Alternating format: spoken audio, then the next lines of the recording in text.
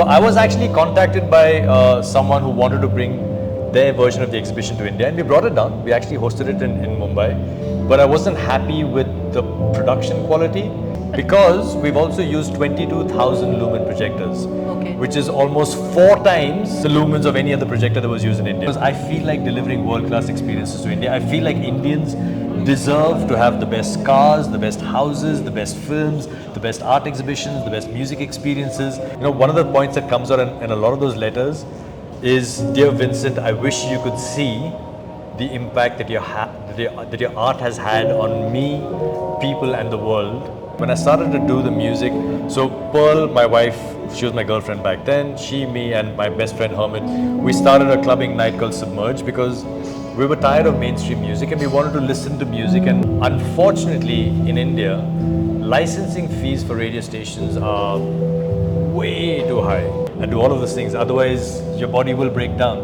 And the reason, I mean, right now the reason I train, besides the fact that it makes my brain very agile and makes me happy, I think museums need to figure out what the future of museums are.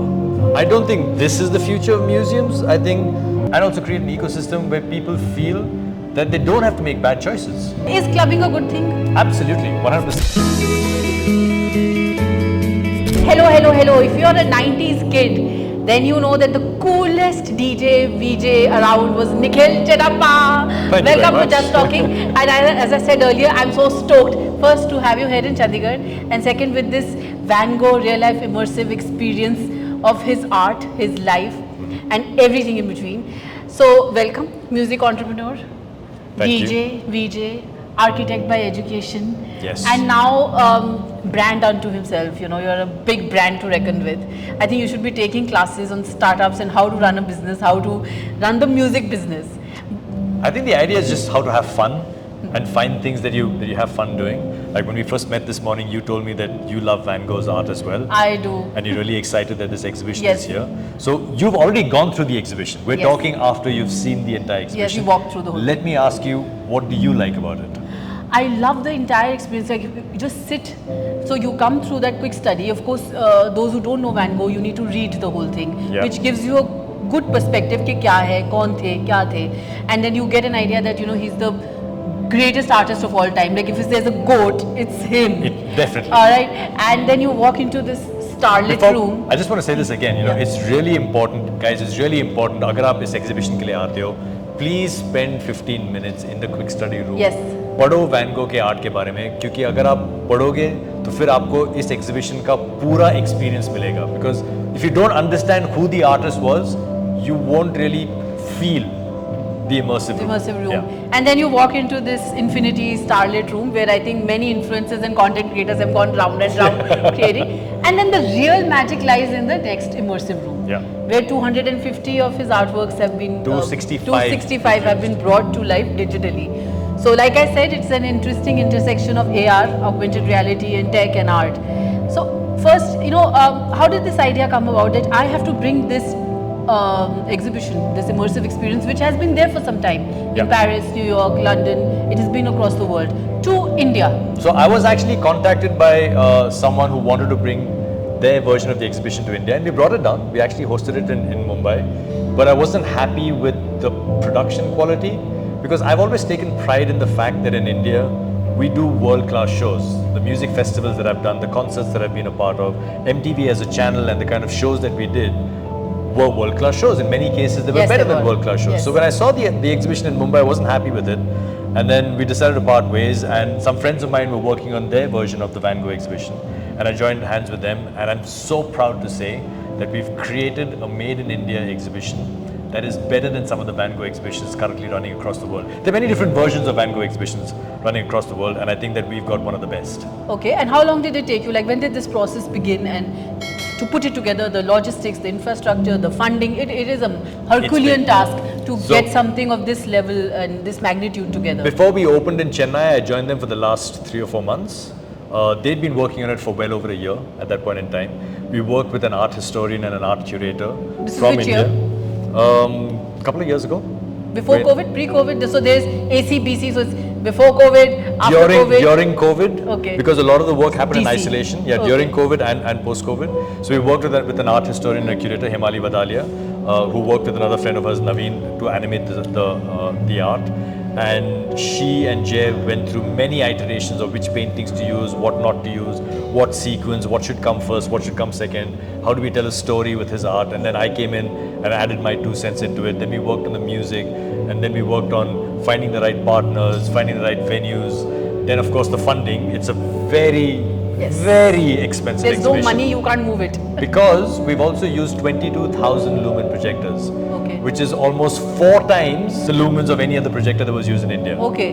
So do the calculation backwards. So you know what was there in the other exhibitions, and what we're using is significantly more, because Van Gogh's art is about the brilliance, is about his use of colors. Yes. And if everything looks faded out, then you know what attracts you to Van Gogh? When did you कब आप मिले Van Gogh से सबसे पहले? So I first saw Van Gogh when my wife took me to his museum in Amsterdam, Okay. the official Van Gogh museum, and the first painting that I saw was Wheatfield and Crows, and I was transfixed because the power in his brushstrokes was very visible. Very emotive, very expressive. And I'm not an art person. Okay. Even now, I'll tell you, I'm not an art person. So the question is, what moves me to bring Van Gogh's art to life in India is because I feel like delivering world-class experiences to India. I feel like Indians deserve to have the best cars, the best houses, the best films, the best art exhibitions, the best music experiences, the best immersive experiences than anybody else in the world. Why in India should we think of ourselves as anything less than a first world country? Why should we think of ourselves as second class or third world? If I'm going to do something in India, I want for that exhibition or that piece of work to be the best there is in India and in the world. So Van Gogh was very attached to his brother Theo, and Yes. Theo's wife, she's the one, and the family then brought his artworks alive once he passed away. Yes. Are you also somewhere find that connection? You're very attached to your brother. Do you feel that connection to Van Gogh also at some level? I think there are a couple of pillars surrounding Van Gogh's life and his art that are very sort of relatable to regular people. One is, like you said, the family connection. Yes, I'm close to my brother as well, but the extent of the closeness of Van Gogh, of Vincent and Theo is remarkable, because Theo was Vincent's biggest fan and biggest supporter. He supported Van Gogh financially and emotionally when he was going through all his mental illness phase. Theo was the one that stood by him all along. When Vincent shot himself, Theo was called from Paris. He came running, and he spoke with his brother before he died. He was in the room with Vincent when he died. Theo himself died 6 months later, and Theo's wife exhumed Theo's body and buried it next to Vincent so that the two brothers could be together forever. And I think, being Indian and how close we are to family as well, there's a chord that strikes with people as well. True. There's also a chord where he struggled with mental illness, and he was very misunderstood as an artist and as a painter because he didn't sell anything. He only sold one painting when he was alive, and I think that resonates with a lot of us as well, because even we feel somewhere along the way by someone or the other that we've been misunderstood. And I'm not exactly sure why, but 60% of our audience are women. Yeah. And we've had people come in here to the Van Gogh exhibition. There should be a theory, there should be a study. Why? I'm not sure. We've had letters written to Vincent Van Gogh Okay. in the exhibition and left in the exhibit for us to find later. Okay. People have come here, they've sat down, they've seen the exhibition, they've sat down, they've written a letter to Vincent Van Gogh. So well, it's interesting, that many artists across the world have got popular once they passed away. Shouldn't we be celebrating them while they're alive? I think yes, in an ideal world, yes, we should. And I think one of the points that comes out in a lot of those letters is, dear Vincent, I wish you could see the impact that your art has had on me, people, and the world right now. I wish you could have seen, just got a glimpse of it. And there's a TV show called Doctor Who. Yes, I've seen that. Doctor Who, in the TV show, the premise is there's a time capsule. You can go backwards and forwards in the time capsule. And in the time capsule, Vincent Van Gogh comes to the modern world, and he sees his own exhibition and he hears what people are saying about his art. And it's a very moving scene. It's very gratifying. Yeah. And that's the greatest tragedy of it all, that he never got to see or understand the kind of impact his art had on human beings and humankind. One thing that I noticed, of course, is very beautiful.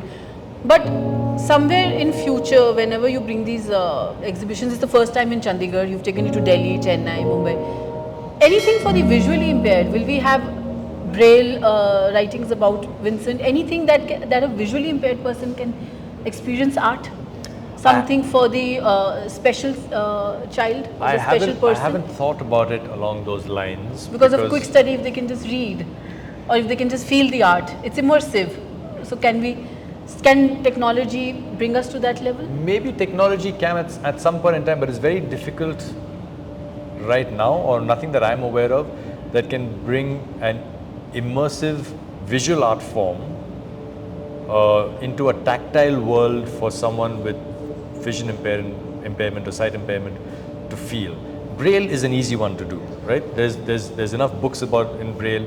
The Van Gogh Museum in Amsterdam also has sections in Braille. So that's an easy one for you to study and understand about the artist. But the impact of seeing his colors and seeing the vibrancy of his brush strokes, I don't know whether there's any technology that can actually bring that aspect of it to life. Let's look into that. So you say you want to bring world-class experiences to India. Let's go back. You brought Sunburn. I didn't bring it. We built it. You built it. So you are a brand builder. Yeah. You know, I believe that we can build brands in India. When I was working in Sunburn, we had an offer from a global festival. They said, we'll come to India, you just license us, we'll bring the artists, we'll bring the technology. And I said, no, we'll just build it ourselves. Because we have the people, we have the know-how, we have the will. After Sunburn, we built Supersonic and we built the real immersive Van Gogh experience. So, it's very interesting because you've done EDM, you're called the father of EDM and all that dance techno music. But we are so Bollywood obsessed country. How do you sell that part of music to someone who is not into the electronic or the EDM or the dance phase and who think club kya jana hai, clubbing is not good, अच्छे घर के बच्चे club नहीं जाते. I was reading a lot about your journey from Bangalore, where the whole music scene was, and Bombay was not that good. And then you created everything, you were on the radio, you DJ'd, you VJ'd, MTV was golden years. Yeah. And so many shows, and you're also the father of gang leaders of all reality shows. But you've been in the clubbing scene, in the dance music, in the electronic scene, brought the best of artists from across the world to India. Somewhere in these 20 plus years, do you think you ever outgrow the clubbing scene, or are clubs really bad places to go? Like how do we educate a child that no, this is music, it's not about the rave or the substance abuse or the drugs? I'm a big There's so much I've said in this thing I that know, I'd like to. I understand. So we never started off to build clubbing brands. When I started to do the music, so Pearl, my wife, she was my girlfriend back then, she, me and my best friend Hermit, we started a clubbing night called Submerge because we were tired of mainstream music and we wanted to listen to music and listen to artists who played music that was different. We wanted to go to clubs and be amazed, not listen to the same radio playlist that was playing on the radio or the CDs that we had in our car or in our homes. And that drove us to create nights that were unique and exceptional. It attracted other people that wanted unique and exceptional experiences, and the movement grew. Now, I'll also say that we were lucky to have done this at a time when India was discovering the internet and YouTube was exploding. So just at that point of outbreak. So we actually caught the wave at the right time and we were in the right place. Okay. And it exploded from there. The intention was not to build a brand, but we decided very early on that if you're going to do something, we're going to do it right. We're not going to do anything by half measures, which is why when I started to build out Sunburn, and we started to build out Supersonic, we made sure that our standards were global standards. We were world class. We would settle for nothing less than that. And that quest for excellence is something that has always driven me in anything that I do. So do you consider that you were the startup in the music industry when it came to building these? I don't think so, because even what we did in the mid 90s and the early 2000s, we built that on the shoulders of artists that had already gone before us. There were DJs who were playing in club nights that may not have been as famous. There were clubbing communities in Mumbai, Delhi, Bangalore, Hyderabad, Chennai, Calcutta that weren't connected because the internet hadn't happened at that point in time. So what we did, we built off the back of what had already been done. What they had done was being built off the back of something else that had happened. So we're just on a journey. Revolution. I think what Submerge and I did at that point in time is that we accelerated the process and we connected the communities. So is clubbing a good thing? Absolutely, 100%. So there's a north-south divide also to it. Like, look, I think the north is very, Punjabi aa gaye, and the south is, I think there's a different any form of vibe music, to it. Any form of music is good as long as you enjoy it. Music is meant to entertain you and to make you feel happy. As artists and DJs, we also like to educate our audiences. We also like to say, hey, you've heard these 5 songs and you might know them. Let me play you 2 that you haven't that you might like. So as the role of a DJ, you also need to educate your audiences. But at the end of the day, you're an entertainer. You're there to make people happy. People don't go to clubs like they go to college to study, quantum theory. You go to a club to have fun. So that's the foundation of it all. As far as the negative aspects of clubbing go, those negative aspects exist even if you took the music away. So it's very easy to blame, it's because of the music or it's because of this. Please don't stop the music. The violence is because of the scenes in Bollywood movies. No, you've got to train people and teach people what's right and what's wrong. Parenting plays a huge role in it. The way society accepts people who make mistakes and teaches them corrective behavior is very important. It's not just about punishment. It's also about harm reduction. You've got to create an ecosystem that is safe for people to go out clubbing in, and also create an ecosystem where people feel that they don't have to make bad choices. In these 20 years, how have you evolved as a DJ? Like, I'm sure the music that you liked, there's been a journey. Yeah. Now when you look outwards, what artists in India also they must have come up? How do you choose? How has your music and tastes evolved? Like, you've suddenly found art. So what has been Nikhil Chinapa's evolution? Well, I have to quite honestly say that the guiding light in my evolutionary process has been my wife. I've discovered art because of her. The musical choices that I make are inspired by her as well. She's an extremely intelligent individual. Not just an individual, but the choices that she makes in music are extremely intelligent. I don't know how else to describe it. She's born with it. She doesn't subscribe to cookie cutter kind of music. So if you hear her sets, you'll understand what I'm talking about. Is she the one who taught you DJing? Yes, she did. And across India, where do you see the best music scene happening? The indie wave or the EDM wave? It's literally in every city in India right now. It's in Chandigarh, it's in Bangalore. There are small communities that are mushrooming everywhere. So it's not like, cities sometimes go through these waves where you see a massive surge. Indore saw a huge surge in clubbing a few years ago, it's gone down. Calcutta had its heydays in the early 2000s where every time you walked out of a club in Calcutta, you had to wear glasses on because you were walking out of the club at 7 o'clock in the morning and the sun rises earlier because Calcutta is in the east. And Bangalore had its heyday, Delhi, Bombay. So every city goes through cycles, but what's really interesting is that when it goes into a down cycle is when you start to see like little nascent indie scenes mushrooming, and those scenes are beautiful. How did you sustain for so many years health-wise? Clubbing is all night, listening to music, and of course getting all those million miles flying here, flying there. So how have you managed to maintain? It's about choices. If you want to live the lifestyle that you live, which is late nights and erratic food habits and lots of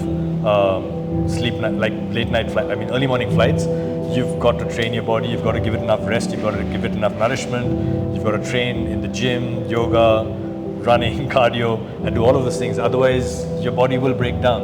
And the reason I train, besides the fact that it makes my brain very agile and makes me happy, is to sustain the kind of lifestyle that I lead. I want to be able to go out and enjoy music in dark rooms, listening to different DJs for a very long time. Therefore, I need to protect my ears, I need to make sure my body is fit, I need to make sure I'm getting enough rest. So it's all a process, yeah. And there is a current crop of DJs, of VJs. Somewhere I feel that even radio is not doing justice. They are not giving us or playing the music that we should listen to. It's still very Bollywoodized. It's still very Hindi mainstream. Even when we go to a club, the DJ is just playing the dhinchak beats that are there. And MTV, that 90s thing is completely gone. Like I was looking at Maria Goretti's Instagram, and you were the generation when there was no Instagram, and yet you are still the heroes, the OGs of the VJ scene. Yeah. So how do you see the change, and what would you like to tell the VJs and DJs of today? And any change on the radio would you like that, some channels that would just play something different? Radio is and will always be my first love. Unfortunately, in India, licensing fees for radio stations are way too high, which means if you take a radio license, you have to try and make as much money as you can, and the way to do that is to cater to the lowest common denominator, which means you have to play the most popular music and you have to play it all the time in order to get your audience. If you want to start a small independent radio station playing different kinds of music, playing folk music or Sufi or indie bands, it's almost impossible to do that, which is a bit of a tragedy because that's where the real magic of radio happens. And it's the same thing with DJing, it's the same thing with clubs. Costs are so high that in order to recover those costs, you've got to just play plain vanilla over and over again. Have you ever thought of starting a school because you're a music entrepreneur, or giving lectures on how to be a DJ or VJ or run a music business because you've aced it now? Not really. I think I'm still learning. And any radio channel? I would love to do radio. I would love to do serious radio at some point in time. But you don't want to start your own channel? No, because that wouldn't be fun. That'll be a lot of administrative work, which is why I also won't open my own club. I like doing things that give me joy and give me satisfaction in the way I live my life.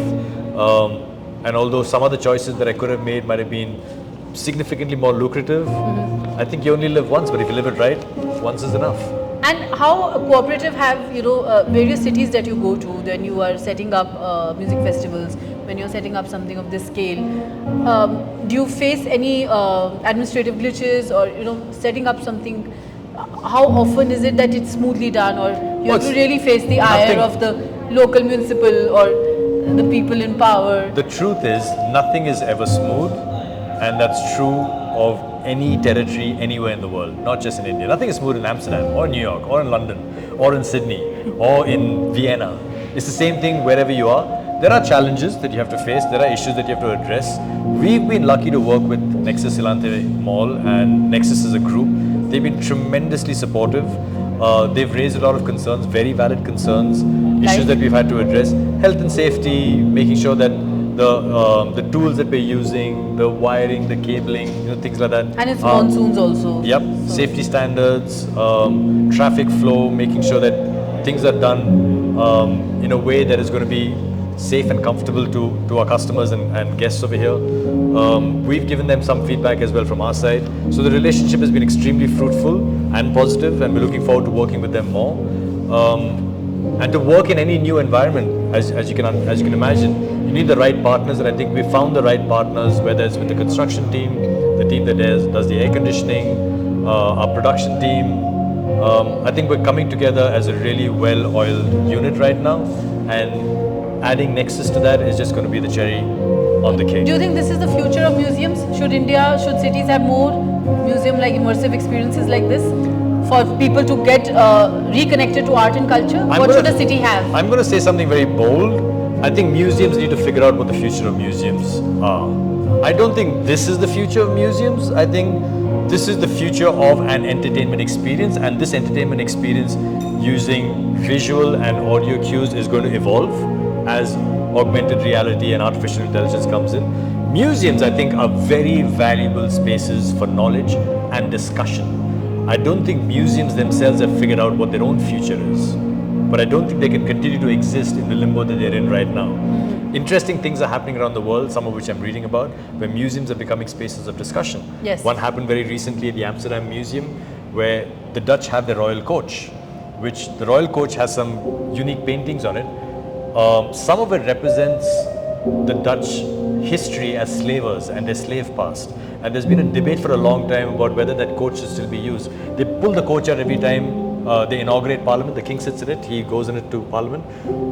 The royal coach is to the Dutch what the crown jewels are to the British. It's that significant. So the museum initiated a dialogue when they were renovating the coach between monarchists who truly love the coach and Democrats and Republicans who say that, what the hell? to hell with the monarchy. They brought them monarchy? together and they had a massive debate, and the two sides, through that debate, firstly they couldn't believe that they were sitting across the table from each other, right? They were like, what are you doing here, what are you doing here, right? They had this massive debate. At the end of the debate, they understood each other's points of view. They still stayed with their points of view, but at the end of that debate, the king decided to retire the coach for the time being. He said, based on that, and for the first time in the history of me knowing museums, a museum became a space for dialogue, discussion, solution and change. So that's why I'm saying museums need to figure out what their own future is. I don't think this is the future of museums. How do you perceive Chandigarh? Because you're an architect. How do you see the city and this city. And how much of your architectural knowledge came into play when you were designing this and when you were helping out with this structure? Well, circulation is something that is one of my favorite sort of points that I like to work on when I'm working on spatial design. And as you know, circulation in Chandigarh is brilliant, especially the way the roads are laid out. You've got the main road, the tertiary road, and then the way the entire thing is planned, and it's brilliant. I love the city. I love the architecture. I love how it's laid out. I love the people. Of course, from roadies, I've got to meet a lot of people from Chandigarh as well. Ayushman Khurrana being one. Ayushman, Run's parents stay in Panchkula. Prince is here as well. Yes. Neha's folks are also based out of Chandigarh. So it's a beautiful city, beautiful people. So huge connection. Yeah. Let's see now. I hope after Van Gogh we are treated to another. My wife will be quite upset if I don't mention that she has family in Chandigarh as well. Oh, great. We're going to be coming to the exhibition, so looking forward to that. All as well. right. And any plans of bringing any more artists in an immersive experience now that you've got a gist of it? Any Indian artists? More to come. I can't talk about it now, but we're working on 2 other projects. Chandigarh will be on the circuit then. Of course, absolutely. So that's it for all now. Thanks a lot, Nikhil. It was lovely meeting you. You too. It was a great experience over here, and we hope to see more of it. Thanks for coming and spend more time. Yes, we will. That's all for now. Just talking. Please like and subscribe.